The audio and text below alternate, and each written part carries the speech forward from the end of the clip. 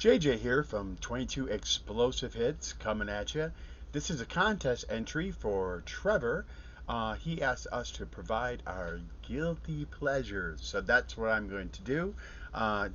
This is in no particular order. Just have a bunch of stuff here that are my guilty pleasures. Now, as I said it in the comments, and I've said before in Rachel's chat earlier today, this one's a struggle for me because the entire basis of my channel, being that Kate Hell, I'm already showing off Polka's greatest hits. I mean, this could be a guilty pleasure, and I could say this is a guilty pleasure. I list this one, but this one's sealed, this one's sealed, so it ain't happening. Anyways, so I dug up some stuff. I dug up one today in Rachel's show. I'm gonna show that one, and then a bunch of other ones that I think would people would kind of be, whoa, can't be. All right, so the first one I have is Ally McBeal, the soundtrack. I like Vonda Shepard. I think she does a really good job. Good songwriter. She did a really good duet with even Robert Downey, Iron Man himself. Her big hit was Can't We Try, with her and Dan Hill, did back a while back as well. But the theme of Ally McBeal is really what she's known for. I guess the only thing that would make me cool is still on the cool side that she's married to Harrison Ford, so she's married to a fan of probably the biggest franchises that I love. But anyways, not only did I like the CD, I was really into the show. I thought it had really good ending, really creativity. I remember right when my first child was born, I was watching that every morning. It was on like 7 when she woke up, and while I was holding her doing the tasks, it was on FX, and I would watch it again. I hadn't watched it when it aired because I was working a job where I couldn't. So yeah, it's kind of both there. It's a TV show and this. And here's the sad part is that when I went through my CD collection, I had 2 of these. So that means I lost it at one point and must have tried to replace it and bought another one. These things would wind up in my car, and I'd lose them, and somebody'd be like, can't find it, so I would replace it. So I must have really wanted it then. So anyways, that's my first one. This is Vonda Shepard, the Ally McBeal soundtrack or music from Ally McBeal. The next one is kind of related to each other. American Idol, as you can see here. This is American Idol Season 2. Scary, I know that, but yes, I followed American Idol to the T. I loved American Idol. I loved the concept with Simon and the way they did the artists. I would follow each and every week on the show. This one, it has them doing Superstar, On the Wings of Love, 3 Times a Lady, Let's Stay Together. Give me an idea. Superstar was performed by Ruben Studdard, who was American Idol that year. Clay Aiken's on this one. Open Arms by Corey Clark. Over the Rainbow by Kimberly Locke. A lot of these people have kind of come and gone from the world, but yeah, this is from season 2.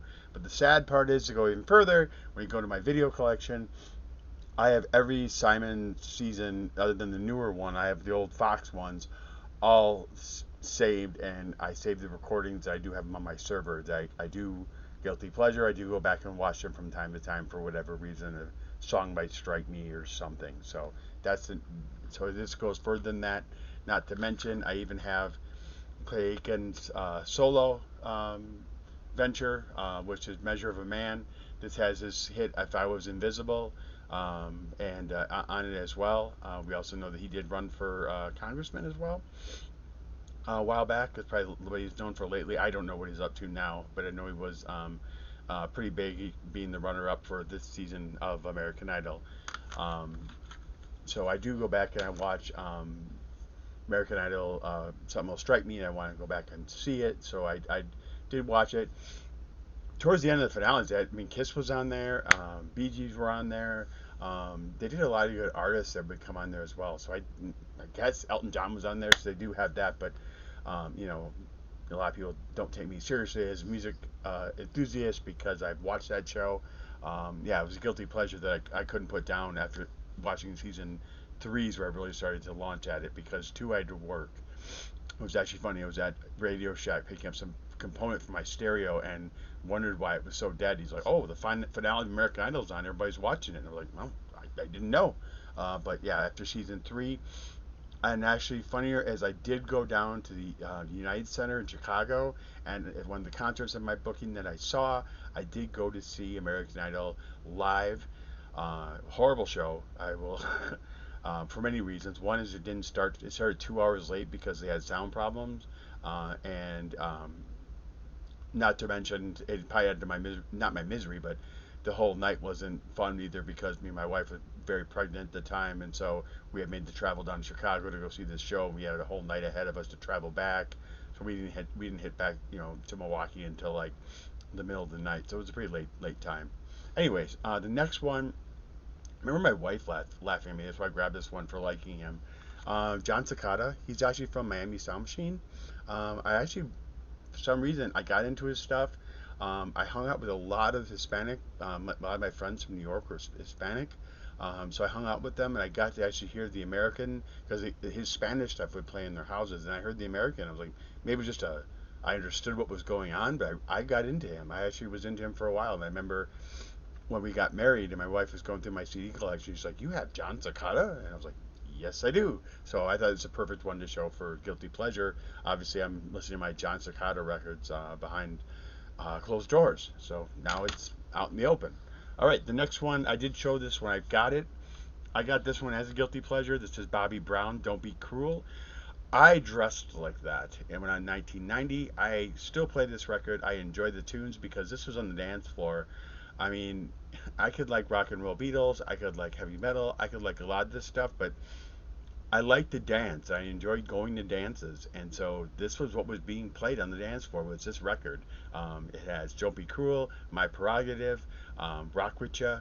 Um, really well put together. I didn't like his next one that came out, "Humping Around," but this one was actually really good, and he kind of defined the fashion because this is like the homecoming and other dances. I remember giving this picture to my aunt for my cassette, and it was like, "Here, this is what I want to dress as for homecoming. Please find me this outfit."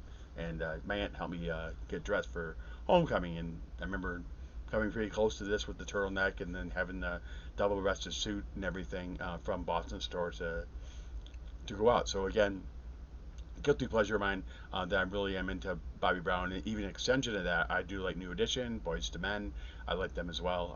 I enjoy them. So there we go. A big boy. I can take it. Next one I have is TV shows. This kind of sums up. I'm into really cheesy television shows, old ones that many people probably even never heard of. I tried digging them up. Still looking for episodes of Whiz Kids from the 80s if that ever shows up somewhere. But I'm really into old 80s nostalgia TV shows and so forth. This is kind of 70s, but Joey Loves Chachi. I know I'm from Milwaukee, so everybody says I like Happy Days, but this didn't last very long at all. Had them actually doing duets on it with Scott Baio and her. Um, I even watch it now. It's very cheesy, but I still like it. I still enjoy it. Still enjoy the laughter on here. The guy that played Al was on the show as well as like the father figure on the show. It was pretty good. But so yeah, this kind of represents so that I'm in the cheesy television shows as well. The next one I'm going to show though is the last one, and this one might get me. I don't know. People are either going to like it or they're going to be like, yuck. This is Howard Stern. I love Howard Stern. Let me specify that. I like Howard Stern pre-Sirius, and this is his one recording that he had. I'm showing a picture on here. I'm getting better video editing software working on so I can actually show flash up real pictures. But and I ordered this on Discogs again because I couldn't find my recording of it. I know I have the CD somewhere. This is a 2 CD set that he released mainly in the New York area and his big markets for Crucified by the FCC. Kind of a way for him to show a compilation of tracks or radio things that could never air again, or in best subs or anything that was on here. It's really controversial. Really edgy comedy, edgy stuff. But to add to that, I have pre-Sirius, I have about 67 gigs last I looked of all my Howard Stern recordings. I have his famous 9/11 recording, but then I also have ones from the 80s. I have all him going back to WNBC. I have him going back to what's that one? In DC radio, he was on Washington DC radio. I have recordings going back to that. It was actually ironic because on there he's actually talking about a story in Milwaukee. I was like, I only have very limited. But yes, I have 62 gigs of Howard Stern, and I really enjoy him. Now let me explain why. I know his humor is cruel, it rubs people the wrong way. I get that. However, I think he's brilliant, and I will give my argument as to why. It's because he had to work within those FCC parameters. I mean, the FCC they would have fined or kicked him off the air a long time ago, but he always worked that line to be able to know what he could actually say, what he couldn't say. He always was really good when he did his comedy, though, of knowing how far he could push the boundary, and then push it just to that point where it was enough to be funny, yet he wasn't getting in trouble. He had many interviews, many different things he did. I always enjoyed the Whack Pack. He always kind of played the ringleader. He had all these wackos that were just crazy. He had like Beetlejuice or had all these different people on there, and he'd be like the ringleader. If you listen to the radio broadcast, not talking about if you're in a different market. I'm not talking about what you saw on television with them. I'm talking about the actual audio recordings, and it took me a while to get into it because I never heard it until I got out to New York City. And when I heard it, took me a while to get into it. But then when I realized what it was, I'm like, this guy's, he's amazing at what he can do and pull off, for a 4-hour show every single day, just about for weeks on end, and just come up with all this different comedy bits. His interviews, I think in my mind, Howard Stern is one of the best interviewers in radio out there. He's really good if you listen to him with guests about extracting stuff. He's also good about kind of controlling it. I know it's canned, I get it, but if you ever listen to an interview of his, he'll have a caller call in with a very obnoxious question, something maybe sexually that they did or something, and he'll be like, no, no, no, no, I don't know how that call came in, and play innocent with the person that's actually on the air with him, and it's brilliant. I think it's great. Made for great comedy. It made for him to actually stay, in tune, and that's just kind of how his show worked. And there was so much a part of his show that back in 2002 or one when it aired on Millionaire, Robin Quivers was on Millionaire, and she actually gave her money to one of the Whack Pack members, Bigfoot, one of the people, because she knew of his disability, knew he had trouble struggling, and so he would help these people out as well. They probably wouldn't get help otherwise. So in return for giving the comedy, and he knew where that line. I mean, he knew that he would offend everybody, and I really do enjoy his stuff, his recordings, and I do go back and listen to them from time to time. His 9/11 show was amazing because he was in New York as it was happening. He stayed on the air for like 6 hours, I think, to give us all play-by-play of what was all going on in New York. Different people calling in, different people coming in onto the show. And again, he played that ringleader. He was so good at it as far as hearing this and hearing this and hearing this, and then being able to put it all together. Amazing. So yeah, that's my Howard Stern spiel. You probably won't hear me talk too much about it on my channel, but I am into.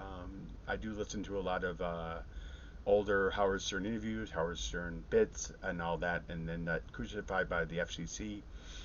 It's probably I think his only audio recording he ever had. He did have another one that came out from WDC Radio. Actually, there's a bunch of parodies he did. Like another one, Rides the Bus. I think that's his parody. A lot of people thought that was Weird Al Yankovic. That was actually him. Another one, Rides the Bus. Where he did some comedy bit on that. I haven't heard in a while. Anyways, so there you go, Trevor. There's my guilty pleasures. I'm outed now. People know. More than just K-Tel. No K-Tel this one. So hope you enjoyed it. Just want to remind the violent community to bring each other up rather than bring each other down. And have a great day.